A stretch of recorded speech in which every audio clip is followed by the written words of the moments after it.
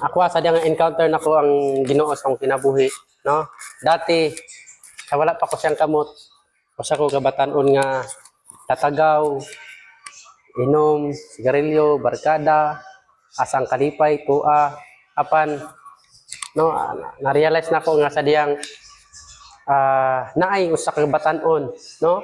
Nga loy sa kong bisyo nga tinguha nga iya kong patyon, no? Tinguha nga iya kong patyon, no? Sa lastod nga istorya kato iyang tinguha nga iya kong patyon, no? Iya gid katong natuman. O gani iya kong itigbas o critical akong kahimtang sa ospital, no? So, ingon pa ang doktor sa kuha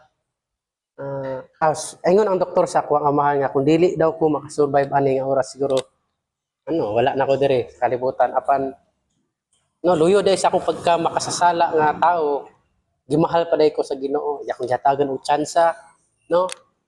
Mabuhi pa dire sa kalibutan. Actually dili dai ko taga dire Bilaniba dito ko taga sa Iligan, no? Og miabot lang katuigan nga ninimpalad ko dire o diri nako na encounter ang Ginoo sa akong kinabuhi, no? Sa diyang nabot ko dire padayon niya po ko sa akong paglakwat sa apan naay usa ka alagad sa Dios nagpaambit siyang pagkamaayo nakaya di sa musab sa tungod ang kinabuhi, no? Ug akong gidadawat sa Jesus Christ sa akong tibok nga kinabuhi isip Dios akong personal nga manluluwas ug nagbuhat ko desisyon nga ako siyang pangalagaran sa akong kinabuhi kay lagi kumbaga iya kong gihatagan og second chance so akong ialay ang kinabuhi diya siya ang ligid ang pipila ka bulan asinati gyud nako ang nga ang Dios nagpamuhat sa ako ang guba nga kinabuhi karon, no? Ang dati nga bugoy karon nagpamatuod sa inyo nga ang Dios kung imo da ialay imong kinabuhi sa Dios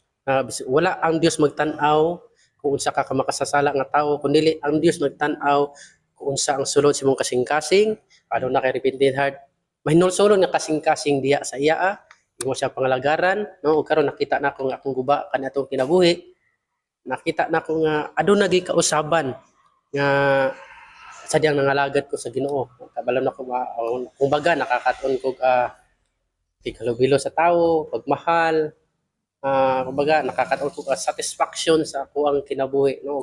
Karon malipayon ko nga nangalagad diya sa atong buhi nga Dios kana lang glory to Jesus.